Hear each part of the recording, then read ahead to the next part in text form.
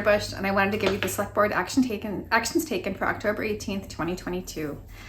Our first item was the public forum. We had 3 residents come and speak with concerns about the Upper Charles Trail Committee. So our Upper Charles Trail Committee liaison, Irfan, is going to go attend their next meeting and report back to us about that. Our consent agenda, we approved the state election warrant for November 9th. Just make sure you vote. You can vote early starting October 22nd. And early voting is at the town hall. You can vote by mail, and there's a drop box in front of town hall for your ballots, or you can vote in person on election day, which is November 8th, and that's at the middle school. Polls are open from 7 a.m. to 8 p.m. So exercise your right to vote. We accepted a donation of $50 from George and Georgia Berdur to the Hopkinton Public Library in memory of Joan Doyle. We accepted the resignation of Jennifer Reed from the Youth Commission. I do remember that several people applied for the Youth Commission and we couldn't get them all on the committee this last time, so I hope some people will apply that didn't make it last time.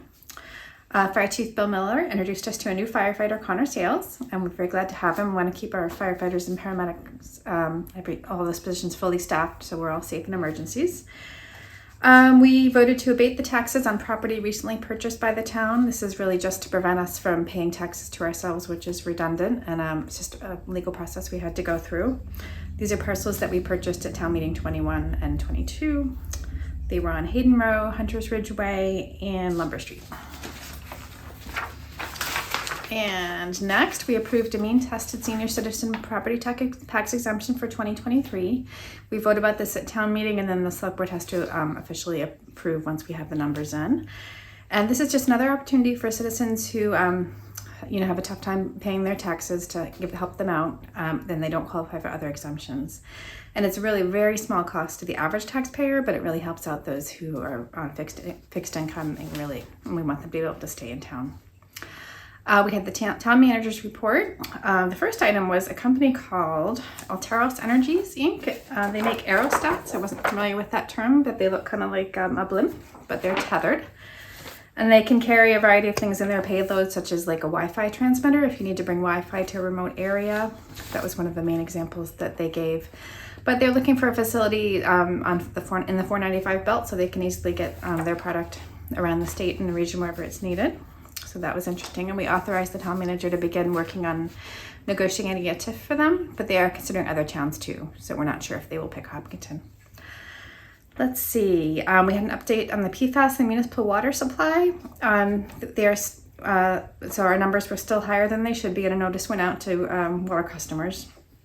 And we continue to work on the first solution, which is a water filtration system for well 6. And we've ordered all the parts, we've applied for all the permits, and that's still hopefully on target for spring 2023. And we're trying to get it as soon as possible, but there's supply chain issues and a lot of demand, but we're working hard on that. The DPW is.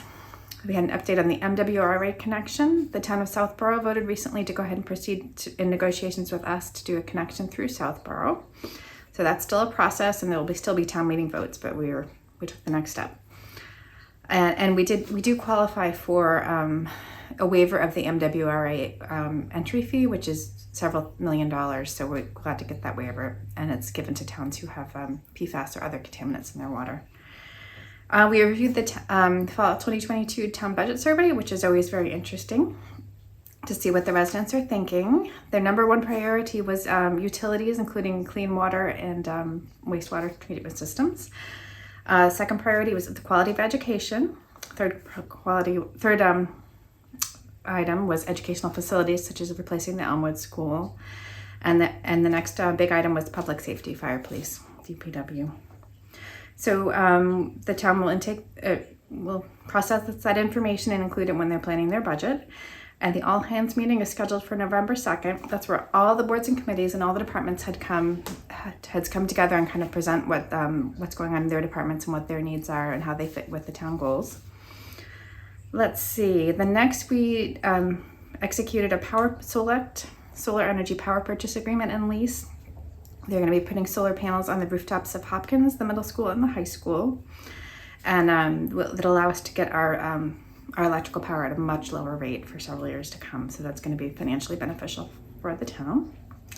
Next, we started to work on the select board goal setting. We had set 10 goals last year, but we didn't 10 goals, and we had all had just a few comments and maybe tweaks to the goals, but we did not finish those yet. We're going to meet next week on the 25th, I believe, to finalize those.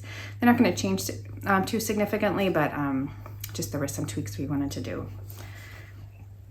Then let's see, liaison reports and board invites. I don't recall if we had any at